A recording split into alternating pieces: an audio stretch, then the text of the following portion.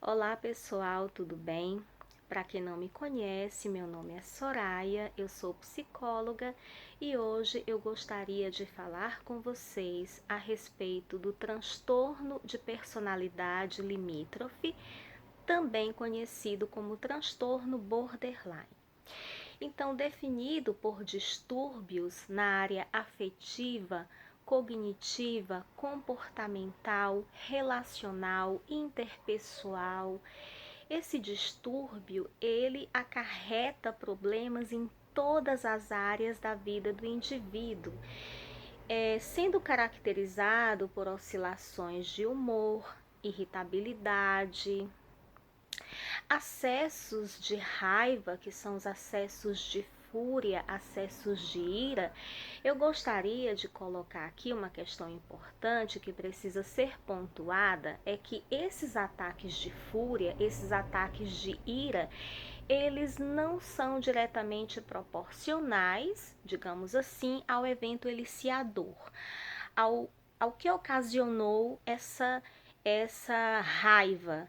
Então, assim, a reação comportamental, a reação emocional é exacerbada com relação ao agente eliciador dessa fúria, ao evento que causou. Além desses acessos de raiva, existe o medo de abandono, de separação, de rejeição, de traição, que são muito comuns entre as pessoas. Mas para quem sofre desse transtorno, isso é muito exagerado, isso é muito caricaturado. Além disso, a incerteza com relação às coisas da vida, as crises existenciais, que eu também digo que são concernentes ao ser humano, mas que no caso é bastante exacerbado no borderline. Então ele tem dificuldade em tomar e manter decisões, em saber qual é o seu lugar, o seu espaço nesse mundo, o que fazer, quais são as suas metas, os seus objetivos.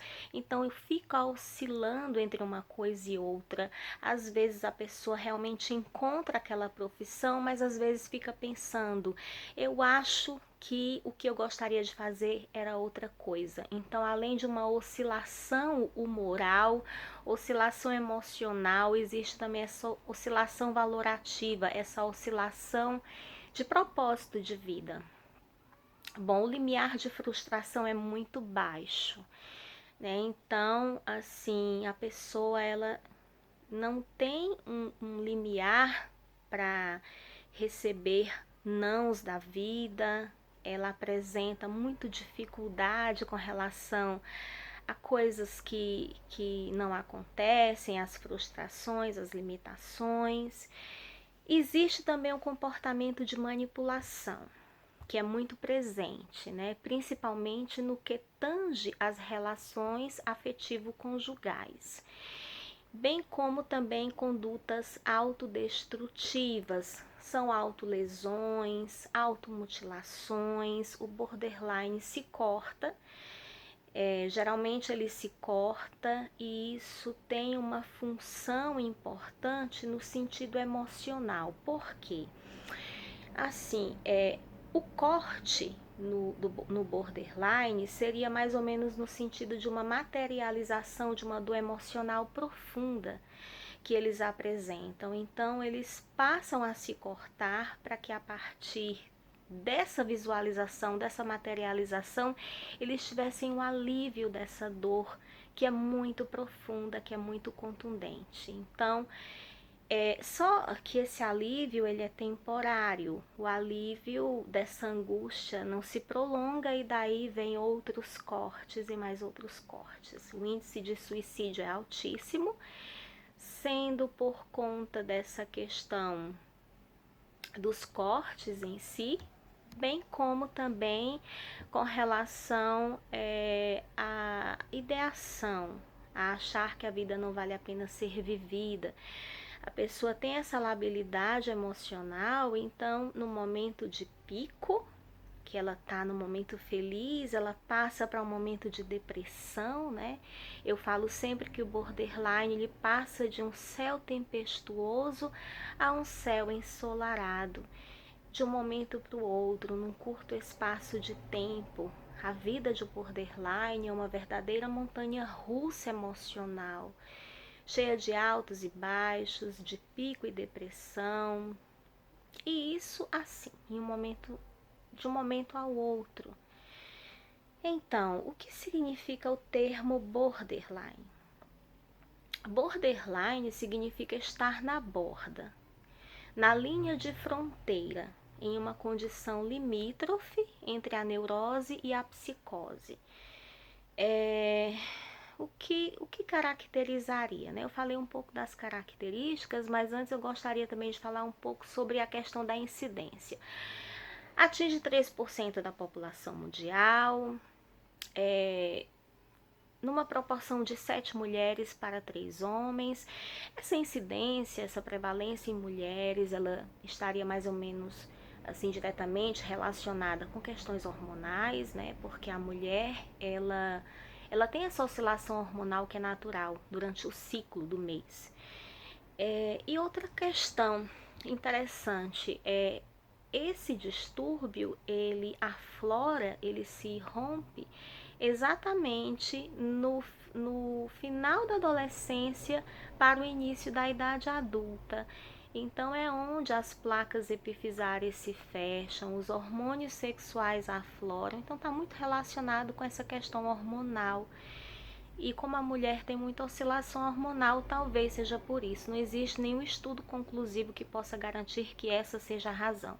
Também existem algumas outras questões que são colocadas, como questões culturais, para explicar essa incidência e essa prevalência.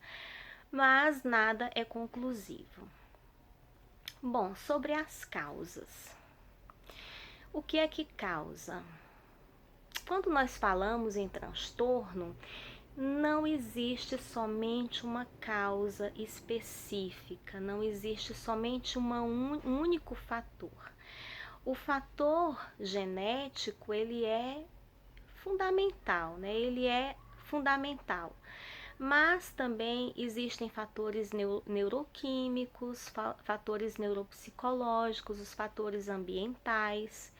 Os fatores ambientais, eles são muito importantes no borderline. Por quê? Porque no caso, o borderline, ele geralmente tem uma história de vida muito tumultuada, muito cheia de traumas, de situações mal elaboradas, de coisas que não foram bem ressignificadas. A gente poderia colocar aqui lutos que foram mal elaborados, situações traumáticas, perdas, separação conjugal dos pais, criação em um ambiente muito hostil, onde a criança ela sofreu abusos, maus tratos, negligência.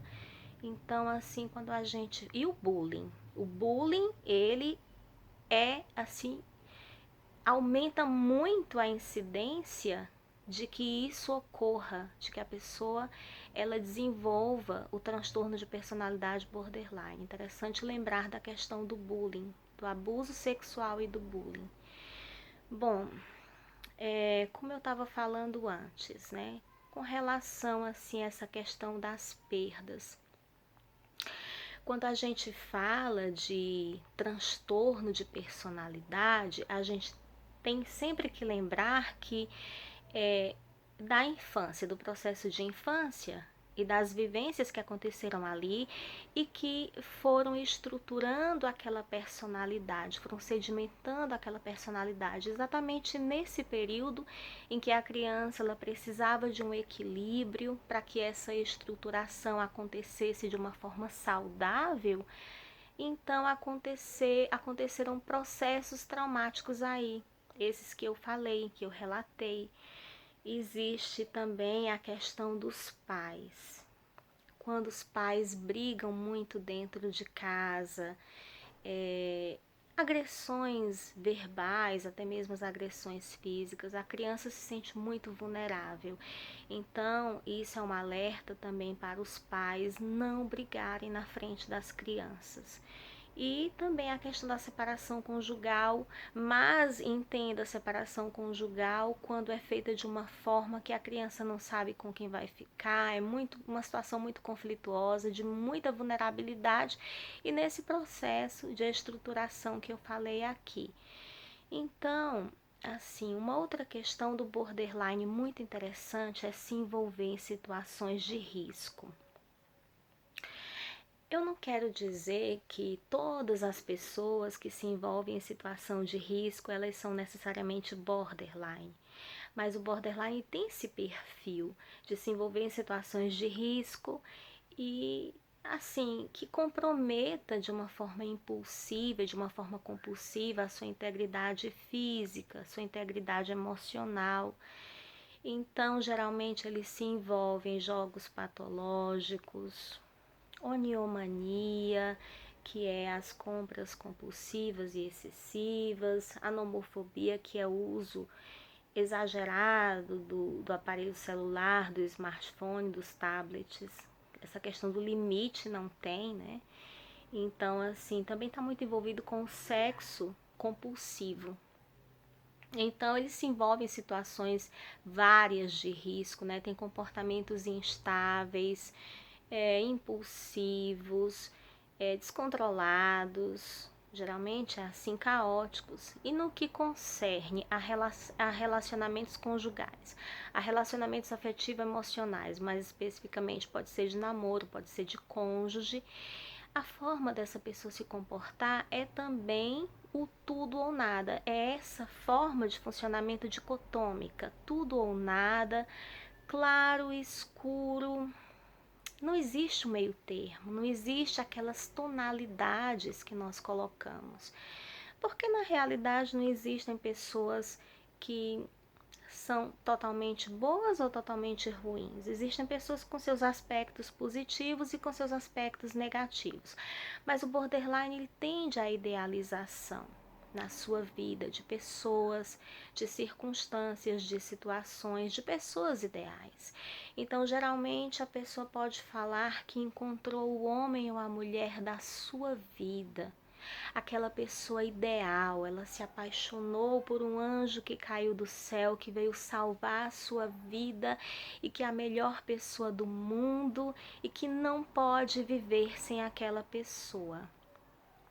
E por causa de uma pequena frustração ou um pequeno desentendimento nesse relacionamento, a pessoa passa a ser a pior pessoa do mundo, a pessoa mais desonesta, horrorosa, complicada, enfim, né? Então passa de um extremo ao outro extremo, de uma pessoa muito boa para uma pessoa muito ruim. Uma pessoa que veio salvar a sua vida para uma pessoa que veio para destruir a sua vida. Então, é muito importante que o borderline, num processo psicoterapêutico, ele aprenda a lidar tanto com a questão da impulsividade, quanto com a questão da idealização de pessoas e situações.